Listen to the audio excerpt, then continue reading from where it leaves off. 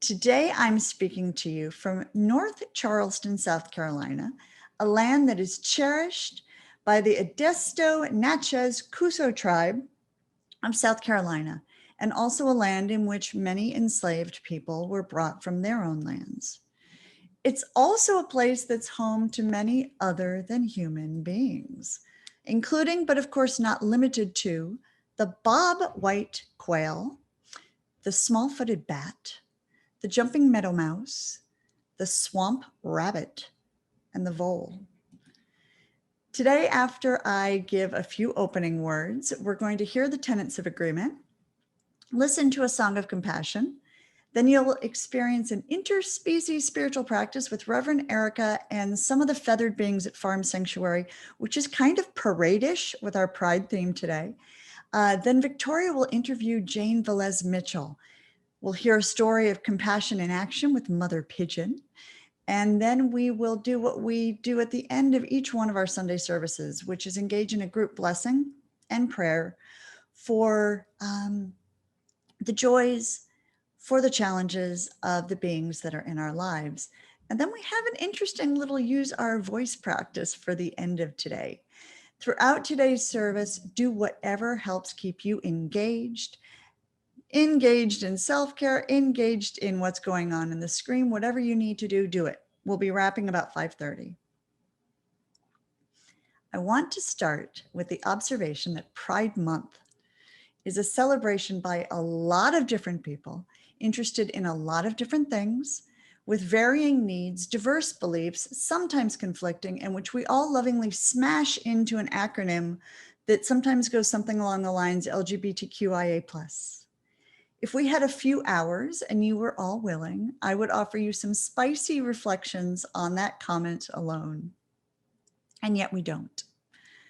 Or as a bisexual, agender minister who's married to a cisgender, heterosexual man, I could offer you a rousing talk about queer theology and how, contrary to what you might hear on the news sometimes, many religions support queerness and have from their origins. But since we gather here at the Compassion Consortium with a special interest in other than humans, I'm going to narrow my opening words to talk about species who often get left out of conversations about gender, spirituality, and queerness. In the 2019 Pride celebration, the London Zoo posted a banner offering "Some penguins are gay. Get over it." The penguin couple, Ronnie and Reggie, were celebrated on social media around the world while the zookeepers educated visitors about gender and mating and same-sex animal pairings. Of course, we could have a conversation about zoos, but we won't have that one today, perhaps in a later service. But I want to talk about those penguins because queer animals have been buried under centuries of cisgender, heteronormative characterizations from the scientific community who just explained away the behaviors that didn't fit their worldviews. So many of us were not exposed to this diversity in high school biology, nor were we informed how human morals and sexual roles and stereotypes have been projected onto animals and other non-human beings. Human slurs also continue to be unfairly imposed on members of the animal kingdom in scientific literature. So here's a few examples. Many female animals observed to have one male mate are characterized as faithful. In contrast, those who mate with more than one male or engage in same-sex foreplay, bum chicka bum bum, are labeled as promiscuous. Males who copulated with multiple females were hailed as playboys, just doing their work to keep the species surviving. But the females aren't. Perhaps unsurprisingly, males that did not display warrior behavior don't fare well in scientific descriptions either. Feminine males get described as deceivers, and masculine females are often described as unattractive. Joan Roughgarden, in the book Evolution's Rainbow, Diversity, Gender, and Sexuality in Nature and People, which everyone should get a copy of immediately, turn the tide, so to speak, sharing plentiful research about queer animality and gender fluidity throughout Earth's beings. So I want to offer a quote from Joan. Roughgarden asserts that our language really, really matters here, offering these words. Animals are probably happily ignorant of how they've been described by biologists. If they knew, they'd be mad. Animals are not warrior robots, wind them up, and all they do is lie, cheat, steal, and fight. The biology I know reveals sophisticated relationships among animals, relationships that involve honesty and cooperation as much or more than deceit and competition, end quote. And so as we gather here today, I want to welcome you to Animal Pride. There are over 150 feathered species who've been observed in same-sex behavior. There are over 1,500 species of queer animals if we consider the entire animal kingdom. Moving to water beings, the Coral Fish Society named the bluehead wrasse develop their sex distinction not at birth, but just before they become sexually mature. I guess fish puberty? At that point, three possibilities appear for this fish. A male who remains male for their whole life, a female who remains female for their whole life, and a female who will later in life become male. Amazingly, this flexibility in gender is triggered by changes in the social organization of the group. Isn't that wild? Of the group. More than 50 species of coral fish are capable of transsexuality. The land mammals in our pride parade might be led by the adorable kangaroo rats of the American Southwest. About 16% of these little hopping critters have both sperm and egg-related plumbing. And all of the females of the Crocuta crocuta species, that's the spotted hyena, Crocuta crocuta, also have what we might classify as boy bits and girl bits. Black bears, grizzly bears, polar bears could claim the I for intersex in our LGBTQIA+ acronym. Likewise, a few baboons, deer, moose, and buffalo. Admittedly, the term asexual is used a little differently for humans versus other animals. For humans, asexual is a spectrum of, how we feel about sexual activity. Within the animal kingdom, asexual refers to species who have figured out how to reproduce by themselves. For example, female whiptail lizards just clone themselves. Just clone themselves. I want to be able to clone myself. I really would like to be a female whiptail lizard. Some of them get a little help from their friends. They mount each other, which promotes ovulation. Now I actually really want to be a female whiptail lizard, but don't tell my husband about that. So just wrapping up here, the plus in our LGBTQIA Animal Pride March would go to the Flexostylus Chinese ginger, a plant that crisscrosses biological sex during the day. Some plants are male in the morning, some are female, and they switch in the afternoon. So why should we care about the sex lives and the relationships of animals and plants around us? Well, we've understood for quite some time that human sex is not just about procreation. It's not just about keeping the species going. It's about a lot more than that. And although we have no idea how animals might identify or classify themselves in terms of sex or gender or sexuality, knowing more about the lives of queer animals can help ensure that we don't impose stuff on them that we've inherited from the stuff we've imposed on ourselves. Instead, we can further extend our compassionate assertion that love is love and life is diverse. And that's what I got to start us off today, folks. Happy Pride. And I'm going to hand it over to Reverend William. We always start our service with a reading of the Compassion Consortium Tenets of Agreement. This is a statement of what the Compassion Consortium stands for and what we commit to. And these tenets are found on our website. So today our tenets will be read by Hope and Kojin Bohanec. Hope is a 30-year vegan, animal activist, published author, and host of the Hope for the Animals podcast. Her husband of 20 years, Kojin, is her guru. Kojin has his PhD in religious studies with an emphasis on Hinduism, a master's in Buddhist studies, is fluent in Sanskrit, and is an initiated devotee of the Hindu Gaudiya Vaishnava tradition. So, Hope and Kojin, take it away. We acknowledge a divine force at the heart of the universe and in all living beings. We may refer to this force as God. It is known by many names and appears in different forms or as formless.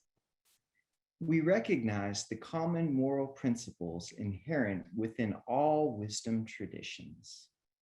We affirm that compassion, reverence for life, and nonviolence are fundamental to the religious faith and moral philosophy, and are to be extended to all sentient beings.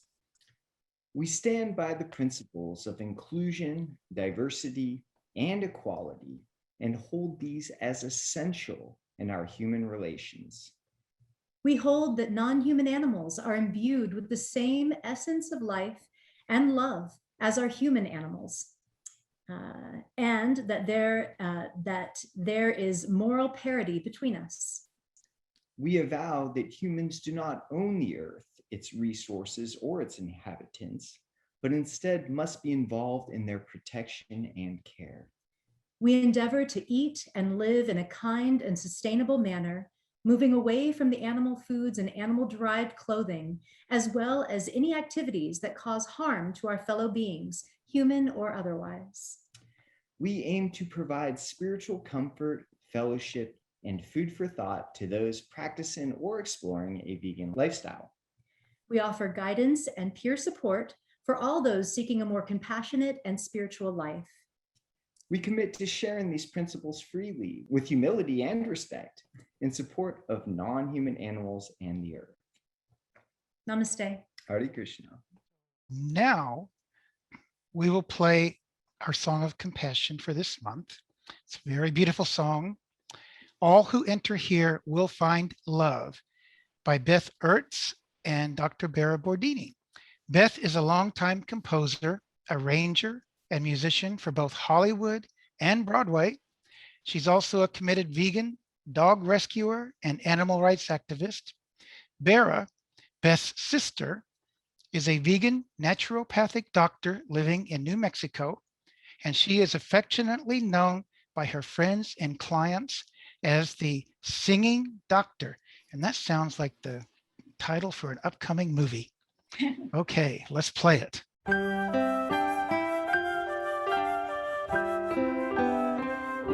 You give us love, you bring us happiness, you share your joy unceasingly, you make us laugh just when we need it most, you teach us how good life itself can be. We share this earth, all creatures great and small, together we can live in harmony. You trust in us, we promise we'll be here to tend to all your needs with love, you'll see.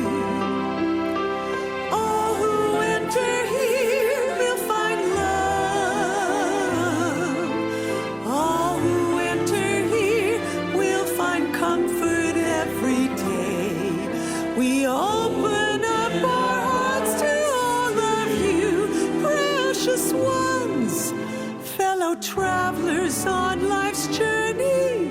Let us help you find your way. We'll protect you, we'll defend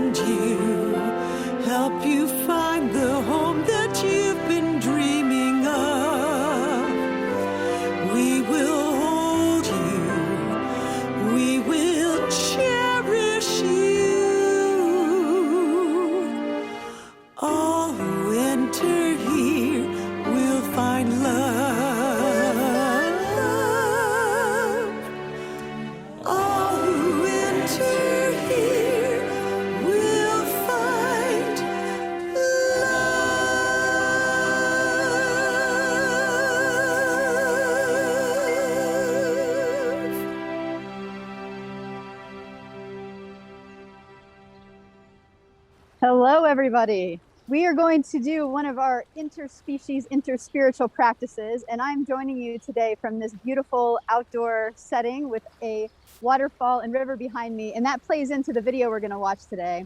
I just want to share with you, we're going to be doing a practice that is walking meditation. And before I ask Phil to start the video, I want to talk to you just quickly about why we do these practices. Now, as you know, interspecies means all of us could just go sit in meditation, but it's different when we can engage in spiritual practice along with other beings. And that's what we're attempting to do here at the Compassion Consortium. And so today's practice is going to be walking meditation. And so I actually am going to invite you, once I introduce it, once we start the video, to find a place that you could walk. And it doesn't have to be far, it can actually be a circle. And I'm going to model that by just walking a circle once we begin. And we're going to drop into meditation. So I'm going to ask Phil to start the video, and I'm going to voice guide us in as we share this 5-minute practice together. So this video is taken at Farm Sanctuary with the waterfowl. And the reason that we might want to practice walking meditation, if you watch these beings as they're coming out, as these friends are coming out of their pen and heading to the water, the mind can sometimes be chaotic like this. You're going to notice they come out, but then they decide, wait a minute, I don't know if I want to go there yet. And then they begin walking in different directions, and there's a little bit of chaos. Well, that's how the mind can be sometimes during meditation. And so a practice like walking meditation can be a nice way to drop in and settle the mind and get into a rhythm that can just allow yourself to drop out of the mind into presence and be in the moment. So we're going to pretend for a moment that we're behind the scenes of a pride parade, as Rev Sarah introduced earlier. So we're going to pretend that we're here in the backstage area, and the waterfowl are just beginning to get their floats ready and get their costumes ready and get themselves ready for the parade that we are going to be walking on here soon. And while they're getting ready, I'm going to invite you, if you can stand up from wherever you are, if you're in a place that you can stand, and just look around you and see if you can clear a small area. And it doesn't have to be far. We can actually walk a small circle just even in the vicinity of whatever computer or device you're using. And I'm going to get us going. When we do walking meditation, it's not about speed, it's not about a location, it's actually about the steps that we take and the contact that we have with the earth and with ourselves and with presence. So if you're in a standing position now, I see some of you are, I'm going to ask you to just center your feet on the ground, feel the connection between your feet and the floor. And we're just going to take a few breaths now into the body. If you want to close your eyes, you can close your eyes. We're not going to move yet, so you can have your eyes gently closed right now. Just going to rest in through the nose, feeling the lungs expanding, feeling the belly expanding. And on the exhale, just releasing any tension, maybe feel into your shoulders and see if you can drop your shoulders down. If you've noticed that they're pulled up tight to your ears, just dropping those. And if you'd like to open your eyes now, we're going to begin a walking meditation with our waterfowl friends. And as we do this walking meditation, we're just going to put one foot in front of the other. You will want to have your eyes open for this. And on each step, there's just it's a very slow step. It's a very paused step. As your foot touches the ground, just feel the presence in that moment of your foot touching the ground.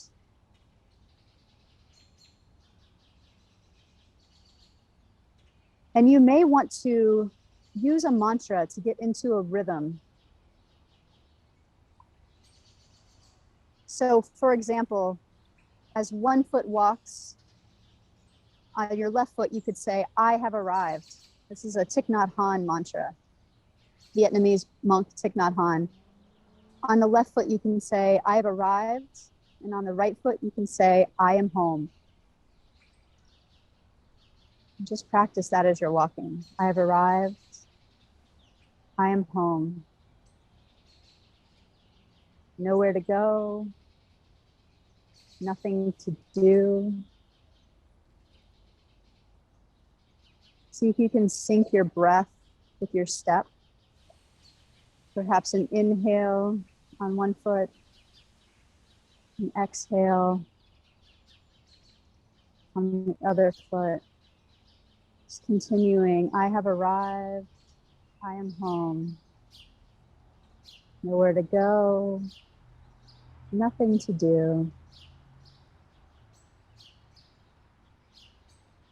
And as Rev Saris pointed out, if you're unable to stand, feel free to use our friends here or myself as the surrogate for your walking meditation, and you can stay in a meditative state as we walk together, as you sit in your chair, and just hold your breath, stay to your breath and stay focused on your breath. And allow each step to just take you deeper into your meditation.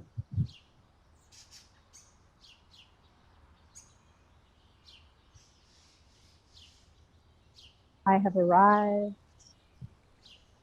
I am home.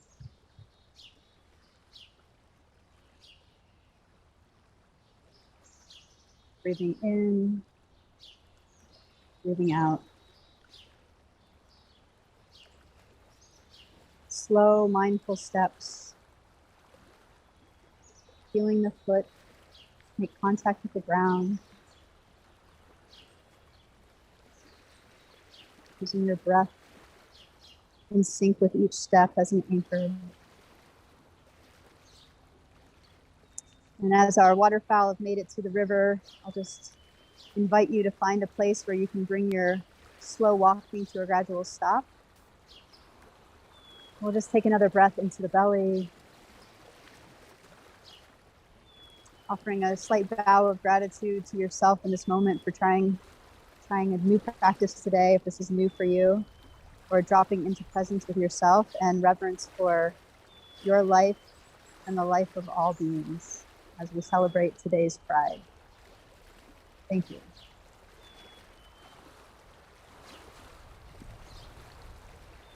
Thank you, Reverend Erica. And we're now moving into a very exciting part of today's celebration, and that is our discussion with none other than animal rights royalty, Jane Velez-Mitchell. But wait a minute, she was national broadcast royalty before she became Jane Unchained, and doing as much as anybody on this earth to change the lot of animals every single day. So I do encourage you to read her full bio, which is in the order of service, because I don't want to take any more time away from listening to what Jane has to share with us today. Welcome, Jane Velez-Mitchell. I'm so happy to be here. I didn't have any idea what it was going to be like, and it's been very interesting. I will say my cat was looking at me like, what's up with you, when I was doing the meditation walk. Oh, and who's this with you?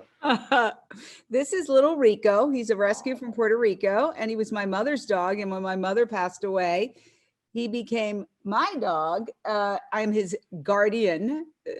And so he's celebrating Pride with us. Wonderful.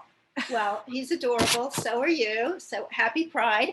Now, you are very out. You are out as a lesbian. You are out as a vegan activist. So where do those two identities intersect? Well, gee, that is quite a big question. And I will say that before I even get into the discussion, there's, we evolve in terms of what's considered appropriate, what's not considered appropriate, and that's good, right? We're having a lot of conversations now about phrases and words that used to be okay that aren't okay anymore, and ways of approaching things that used to be okay that aren't okay anymore. And I think that's great because let's evolve. Let's evolve.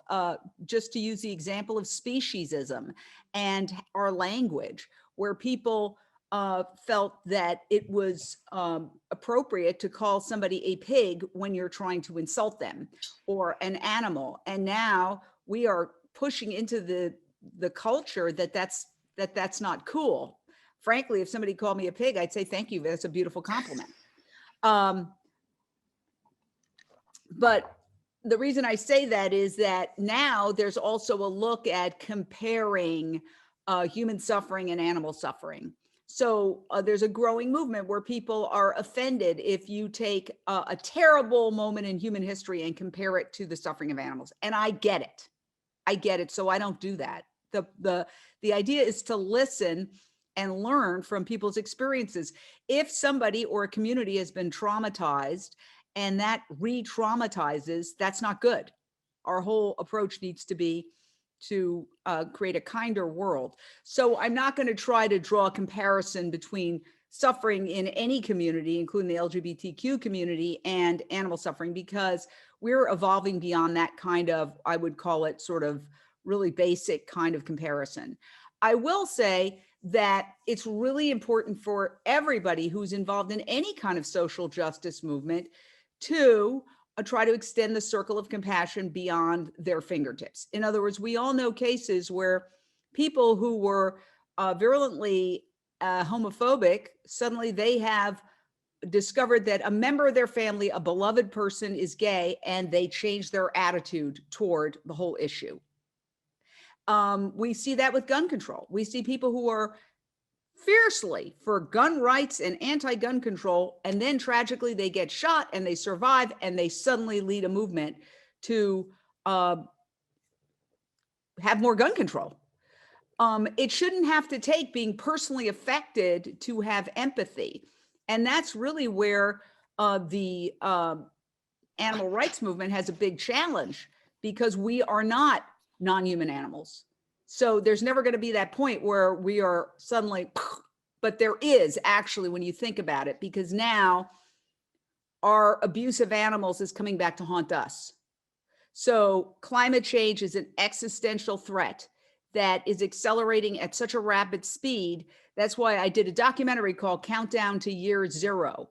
We literally, according to Dr. Silas Rao, who is a systems analyst and engineer, educated at Stanford, worked at one of the biggest tech firms for decades, helped accelerate internet speeds from analog to digital. He's not just some person saying this.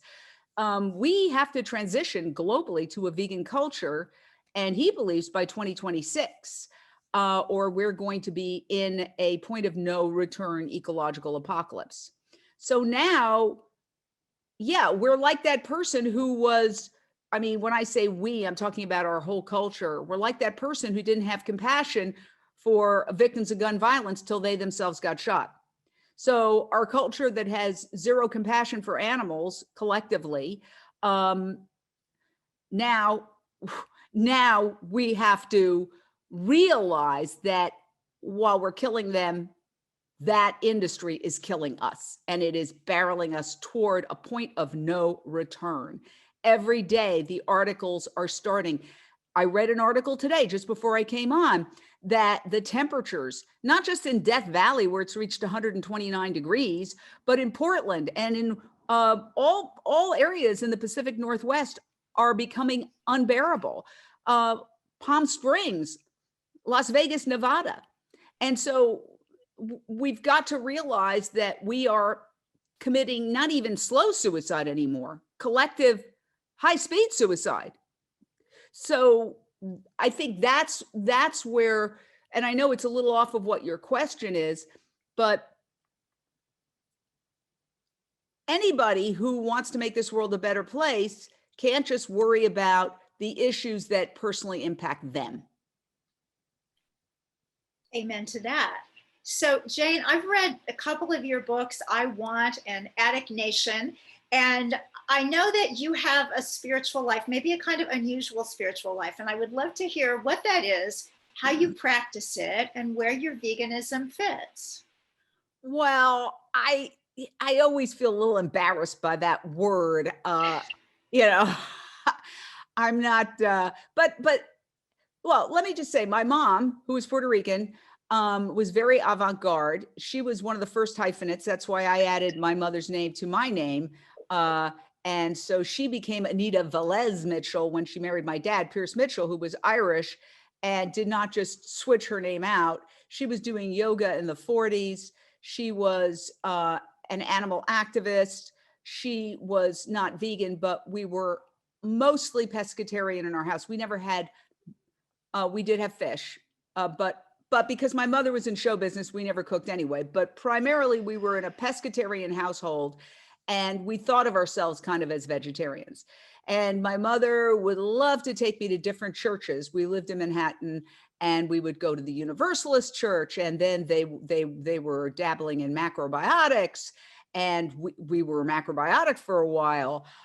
And she got my dad involved in that, and he got into that. I remember he was telling me about the mucusless diet, which was a book way back when, was sort of like the precursor to the dairy-free movement today. Anyway, that was kind of the spiritual. It was very experimental. We're going to go to a different church here, there, and everywhere. And as a kid, I was just worried about getting cookies at the end of the service in whatever area they might be served.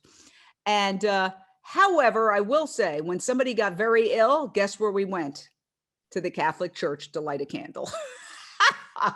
So that kind of says it all, right? When it really gets to be, you know, what's hitting the fan, let's go back to that Catholic church, which happened to be on 9th Avenue and 60th Street. But I would say I never really thought of myself as spiritual at all. However, I did get sober 26 years ago, and that is a spiritual malady with a spiritual solution. And someone who was very wise said to me, if you want to stay sober, make your bed every morning, get on your knees and pray. And I was like, you got to be kidding. And she's like, look, it may be corny, it may seem silly, nobody has to look at it, and it works. Just do it. So I've been doing that. I get on my knees every morning and I pray, not for myself, but I turn it over. Put things in the God box. Of course, we all have problems. I have my set of 99 problems, and I just turn them over, and it really helps. And sometimes when my day's going south, I'll remember, oh, I forgot to pray. That's what's going on. And I will say, I mean, how I visualize spirituality, it's kind of like a tightrope that I fall off all the time, several times a day.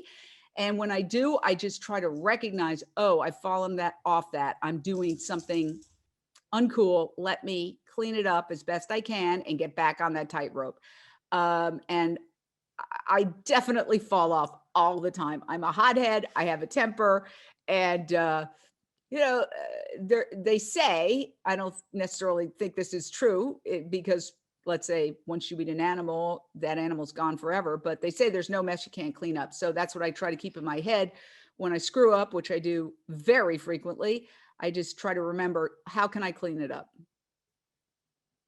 I think that's a great gift of 12-step spirituality, just to have that immediate, okay, I'm going to fix this with the help of a higher power and as best I can. So just because you mentioned the mucusless diet, I want to tell you and everybody here, if that is something that sounds interesting, there is a fabulous young man in Columbus, Ohio. His name is Professor Spira, S-P-I-R-A, and he is carrying on the tradition of that teaching from the 1920s. So you might want to check him out on Facebook. Vegans need to know one another. So Jane, in spiritual communities and otherwise, we run into people who are really spiritual, and they're really trying to do good for people and the best they can. They just don't get the animal piece. Do you have any suggestions for communicating in a way that might open their heart just a little bit? You know, it's really, really frustrating. And of course, we all run into it all the time. And it's like, how can you not see that it's not spiritual? I mean, there was a neighbor who had this ginormous sign. I don't know what got into her, but it was this ginormous mural that said, do everything with love. And I wanted to go knock on her door and say, so obviously you're vegan now, right? You're not eating animals. But somehow she ended up taking it down. Maybe there were too many people who knocked on her door and challenged her. That's really tough when you put yourself out there that you're kind, because it's hard to be kind all the time. So it's setting quite a bar. But yeah, it is our challenge. I mean, again, not to use historical comparisons, but there are many cases where people throughout history have been kind to in one area of their lives and incredibly cruel in another area where they just had the blinders on and didn't see it. And, you know, getting back to that mucusless diet, I remember my father started talking to me about this, and I was just grossed out. I was like, what are you talking about, Dad? And this is a gross title for a book. And I didn't hear anything he had to say because I couldn't get past that phrase. And that's kind of how it is with people who we're trying to talk to. They can't hear us. They cannot hear us. We're telling them, hey, you want to be kind, but you're doing this really cruel thing.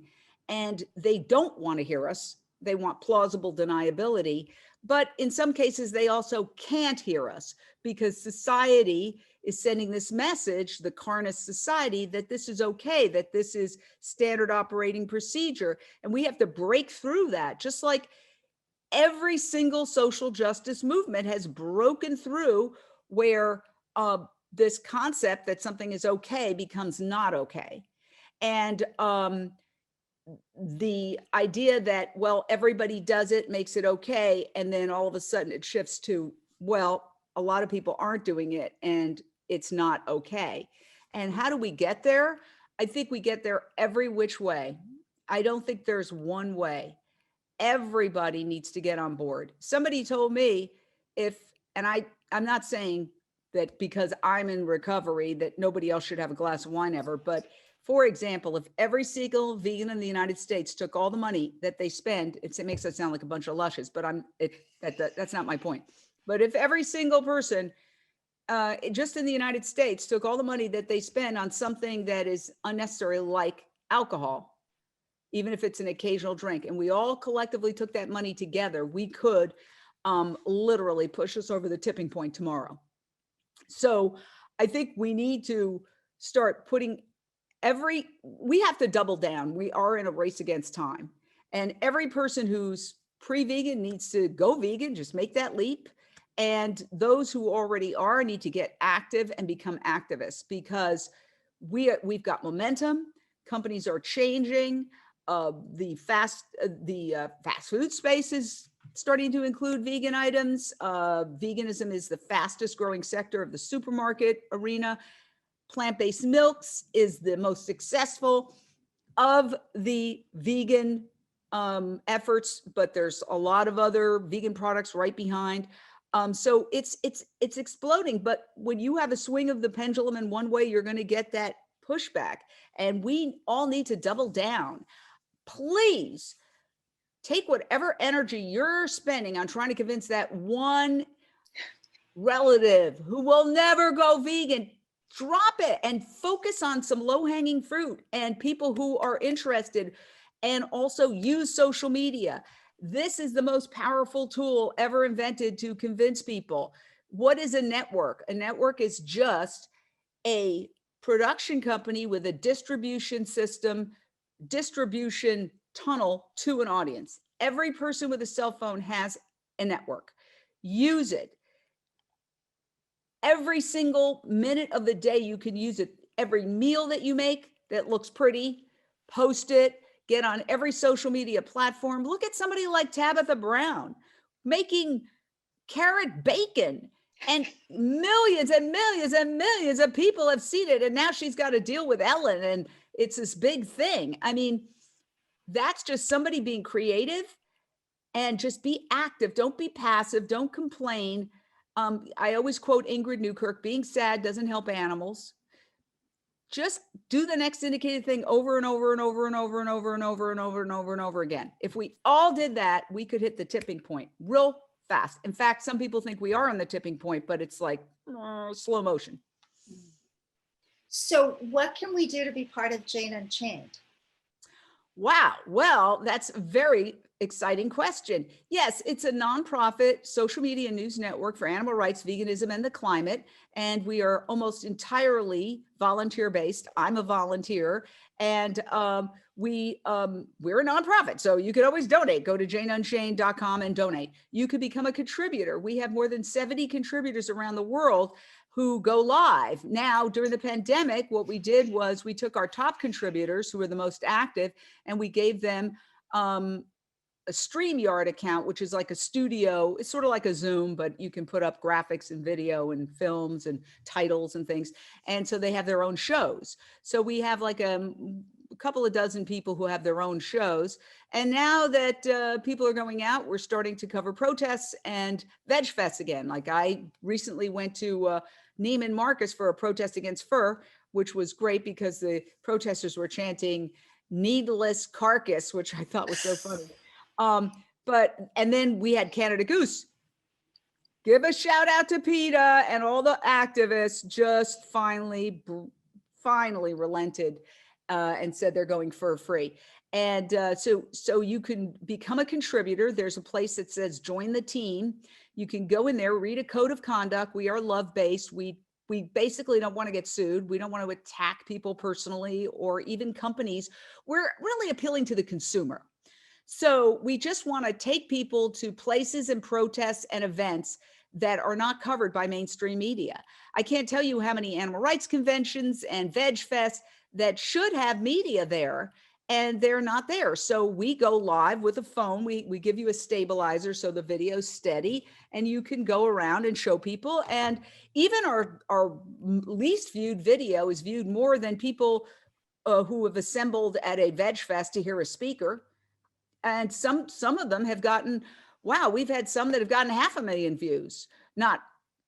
That's not a regular occurrence, but we've had, they get a lot of views. So we've had millions of views. And so you can become a contributor. It's a lot of fun. It's a lot of fun. We give you a hat.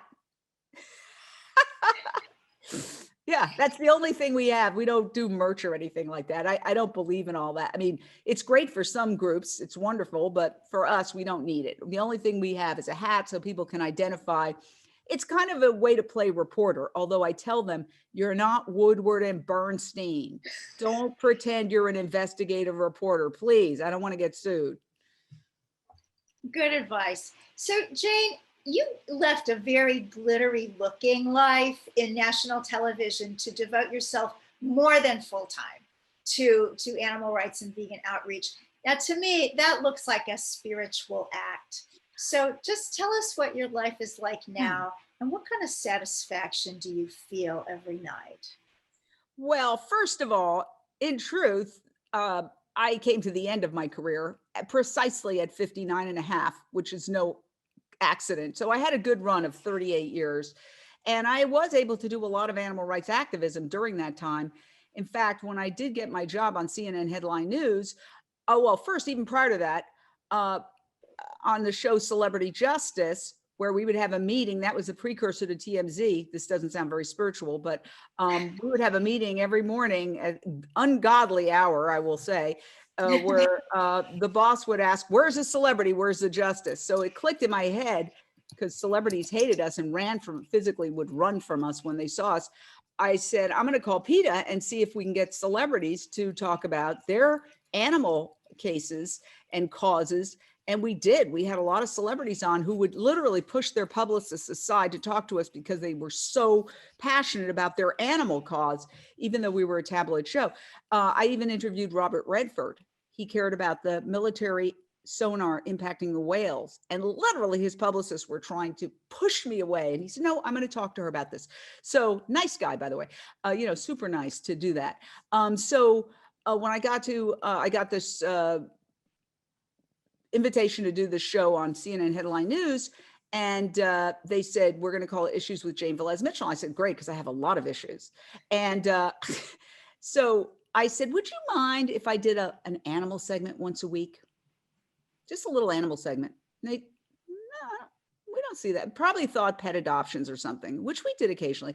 But I started putting on hardcore animal rights activists. We had the leaders of all the groups. We had showing pig gestation crates and talking about, maceration of chicks and all these things. And, to their credit, they let me do that for 6 long years, pretty much every Friday. So I felt great about that because frankly, the other content, which is crime, it's not something I'm interested in. I mean, I'm interested in ending crime, not sort of enjoying the mystery of crime.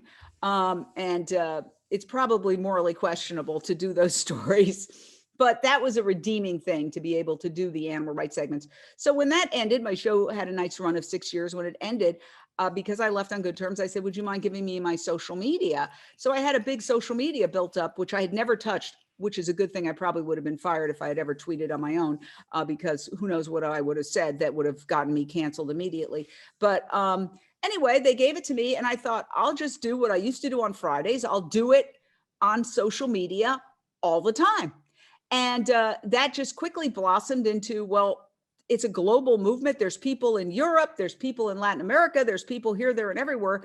And now we have more than 70 volunteers going live on Jane Unchained. So that's how it came up. And then from there, we did, when Facebook Live started, and stop me because I'll talk about this all day till I'm cut off. But when Facebook We're Live just about need to wrap up. Okay, so when Facebook Live started, we started doing a daily vegan cooking show called Lunch Break Live. Every day, facebook.com/Jane Velez-Mitchell, we do a different vegan cooking segment. And then it graduated to a cooking show on Amazon Prime and public television stations around the country called New Day, New Chef. And there you go. Oh, there we go. Okay, well, nothing like a miracle to end the sermon portion of a service. Jane Velez-Mitchell, Jane Unchained, thanks so very much. And we're going to turn this party over to Reverend Erica. All right, so we're at that part of the service where we have two exciting pieces coming up. We're going to go to our compassion and action piece. But before we do, this is where we take a pause and we think about what inspirations we can have from the animal kingdom that can allow us to stretch our bodies right now. So we've been talking a lot about birds, and so maybe you just want to stretch out your arms and allow your shoulders to loosen up for a second. We saw some geese earlier, so maybe you want to kind of wiggle your spine a little bit and let your tail feathers shake just a bit.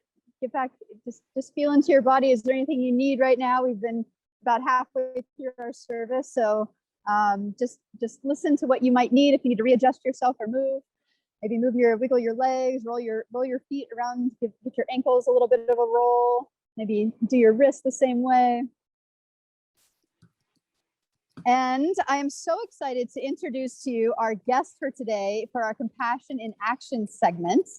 I'd love to introduce you in just a moment to Mother Pigeon, also known as Tina Trachtenberg. So Mother Pigeon, if you haven't ever seen her work, she is a Brooklyn-based performance artist. She's also a fabric artist, a vegan, and an advocate for many of New York City's small and often underappreciated wildlife, hence Mother Pigeon. So we have a small video that we want to show right now of Mother Pigeon's work, and then we're going to ask her a few questions so you can all get a chance to meet her and learn more about her compassion in action. I love the animals that most people hate. My heart goes out to pigeons, but they have the worst press agent. My name is Tina, I'm from Brooklyn, and I'm known as Mother Pigeon.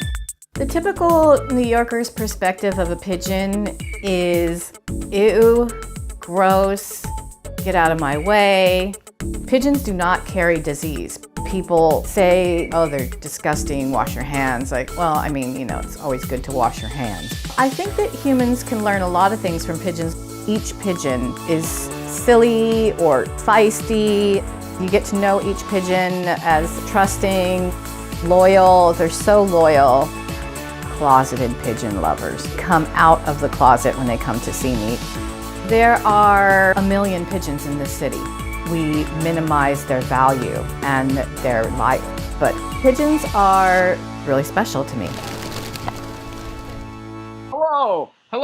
Hello. My name is Frankie, and I am the altar bird of the pigeon religion, and I'm pleased to pronounce and introduce you to Mother Pigeon. Mother Pigeon, everyone. Mother Pigeon. Hello, everyone. Woo! Great to be here. I love this. I think everyone should have their own announcer as they walk through the world. Yeah, we this need is that. Beautiful. Thank you. So first of all, I love the reference to coming out of the closet. All the pigeon lovers just come right out of the closet when they see you. It's very on point with our theme today of Pride Month. I know, right? That worked out well. It really did. So can you share more about, like, how did you discover you had this love? When did this emerge for you in your life? Well, first I want to make a comment about, I loved what Jane said about the pig, right? and how people, oh, they're pigs, the cops are pigs or whatever. And I cannot stand that. And I'm like, okay, yeah, well, if a cop is kind and cuddly and adorable, okay, then call him a pig. And then also people will say to me, they'll come over to me and they'll be like, ew, rats with wings. Pigeons are disgusting. They're rats with wings. And I go, really? Well, rats are amazing and beautiful and cuddly. And so thanks for the compliment. As the video said, I kind of just love the underdog. I've always just embraced the underdog, whether it's in kindergarten, I'd be like, oh, there's that kid over there picking their nose and, nobody likes them. Well, I'm going to pull them over. They're going to be my friend. And, that's kind of how I've always been. Yeah, so I love, in New York, we don't have nature, so I don't understand the whole, hating on what we have. I don't get it. That's how I started just gravitating towards the pigeon and seeing them and adoring them. Such beautiful work that you're doing. So this segment is about compassion and action, and it's really meant to inspire everyone to find that one small thing that they can do in their life to make a difference. At what point did this interest in underdogs for you become less, more of like a mission in the world? Like how did the mission develop out of this for you? I mean, I've always been an artist. I've always loved animals. And so it just kind of came together. Also, I was raised in a Mexican family who was extremely religious. And my grandmother was a witch. They weren't vegan, but I made the connection pretty quick. Yeah, that pork taco was delicious, but that was a pig. And so I did, that really, as a child, I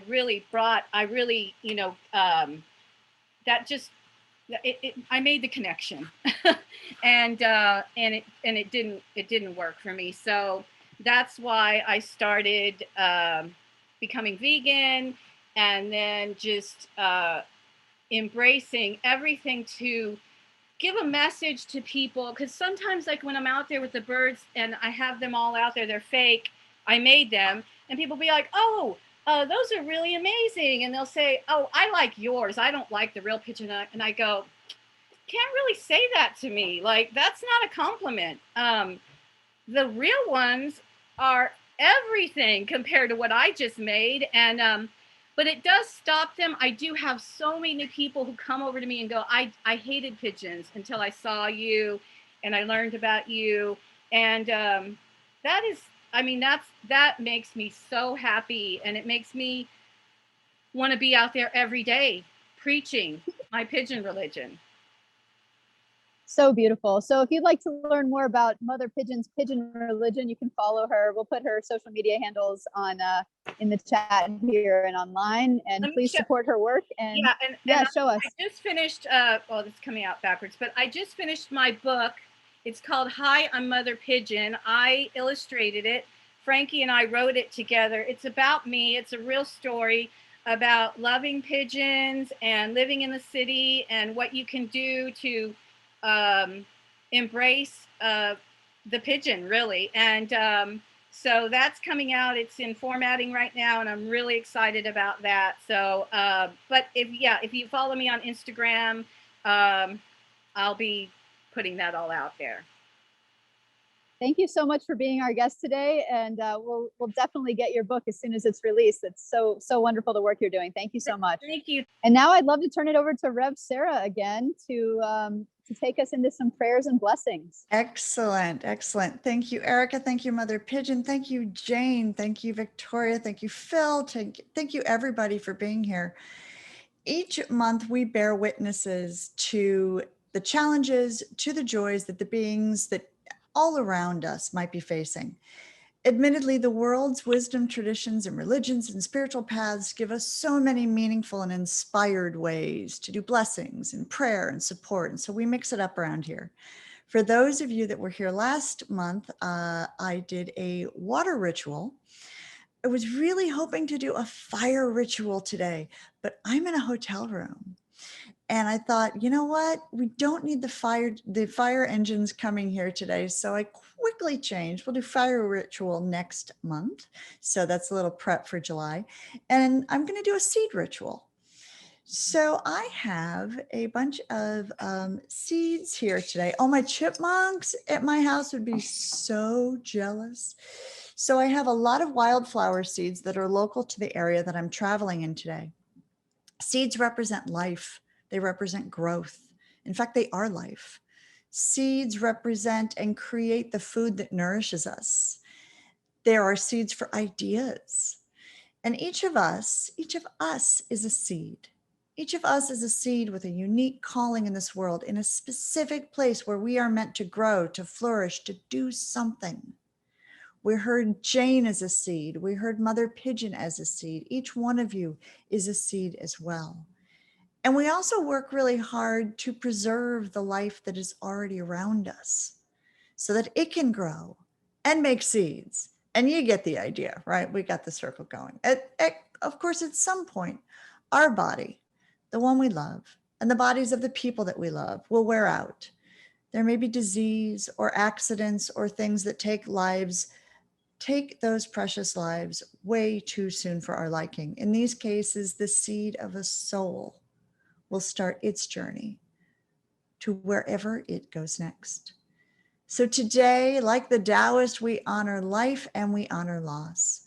At the close of our ritual today, it will not be an ending. I will be planting these seeds in the spirit of our commitment to the ongoing web of life to which we are a part of. So I'm going to ask Phil to make sure that the chat room is open so that everyone can participate as I get started. I have my starter seeds here. I have my seed vessel here. And so as we will be offering as you will be offering your names and the beings that you would like to have included in this ritual, I will be transferring the seeds from one to the next. So you may hear a little bit of this, and you may hear a little bit of that, and you may hear a little bit of vacuuming upstairs. So we're going to start with offering prayers for healing. So I invite you all to take a deep breath, to sink into that space that you sink into that we often call spiritual or mindful or reflective or contemplative. And we offer prayers for healing. I ask for prayers for healing today for a senior Shiba dog named Raven who needs critical care and healing, and for her human Deborah who is confused and worried. I ask for prayers for healing of the many injured wild beings of the oceans, the trees, the sand dunes, those in the rivers, those walking on the ice, and for the pigeons who are navigating the hazards of the cities that we inhabit with them. And I ask you to include in the chat any human suffering from disease or pain or addiction, any other than human for whom you would like blessings bestowed.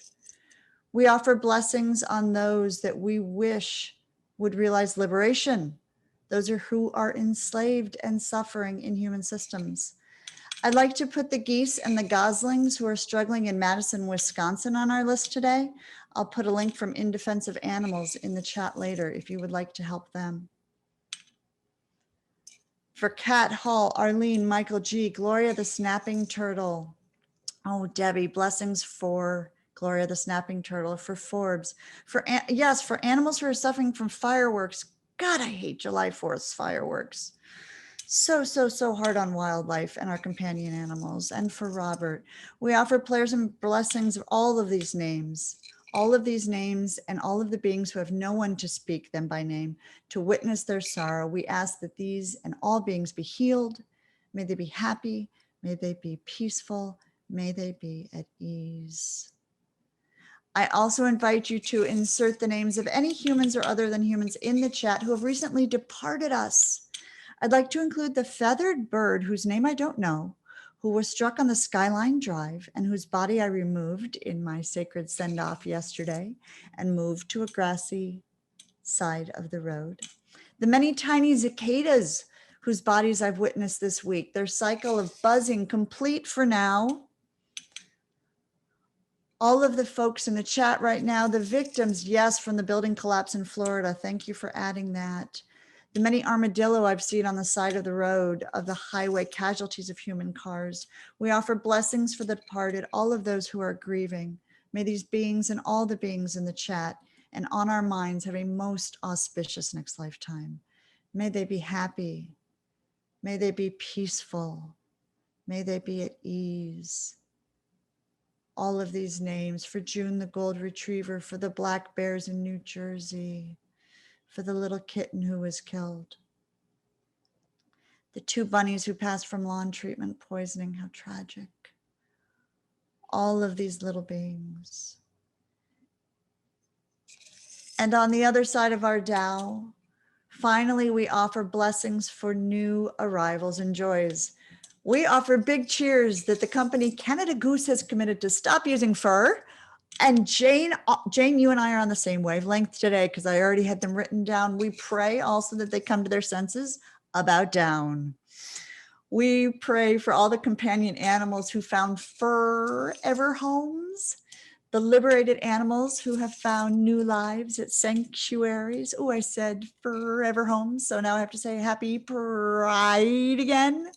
Yay for escaped cows. Thank you, Jane. Thank you, Victoria. Nothing like an escaped cow, escaped chickens, escaped pigs, escaped waterfowl. May they be nourished. May they be cared for by the environment. May they find food. May they find peace. We offer blessings for all of these beings, as well as those who have no one to speak for them by name. We ask that these beings and all beings be free from harm. We ask that they be free from exploitation. May they be happy, peaceful, and at ease.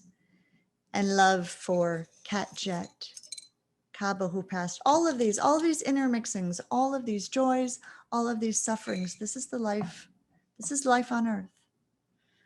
And so I invite us to close our blessings and prayers here, but you can keep them going in the chat if you want.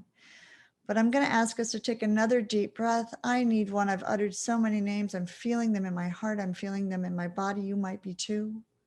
You might be feeling this juicy mixture of joy and of sorrow. And I ask you to share in this closing prayer blessing with me. You can read it aloud with me if you'd like, or read it silently in your mind. May all creatures everywhere be happy and free. May the thoughts, words, and actions of our life contribute to this happiness and this freedom for all. May it be so. So mote it be. Thank you all for joining me in blessings and prayers. And I'm going to hand us over to William, who's going to tell us what's coming up next month. And don't go away quite yet. We've still got a little bit left of our service, but we're going to pause a minute for William to tell us the coming attractions. Yes, so thank you for joining us today. And as Reverend Sarah said, stick around. We're going to have a 20-minute fellowship time. And we hope you'll join us next month for our Sunday service on July 25th with our guest, Gopal Patel of Bhumi Global. And our next Compassionate Film Talk is on July 13th with Bob Isaacson, who's the co-founder and president of Dharma Voices for Animals. And he will be discussing the DVA film, Animals and the Buddha.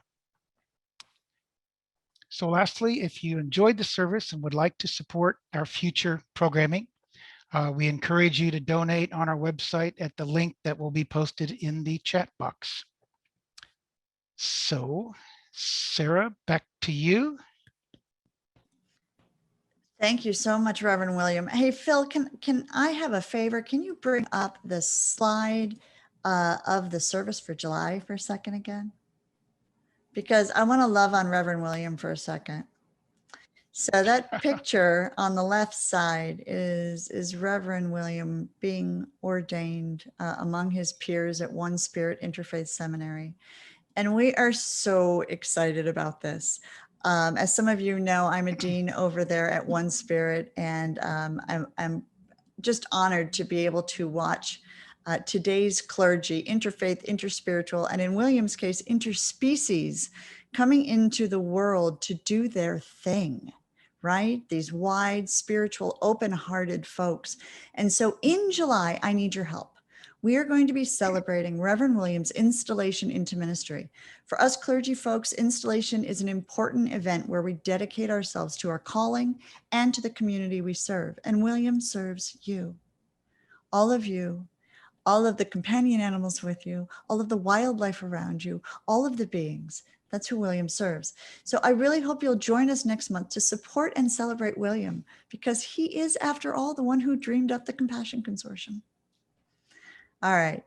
And Phil, if you could put the next slide on as well, that has the beautiful fall. Oh, there you go. Okay. We would also like to see all of you in person.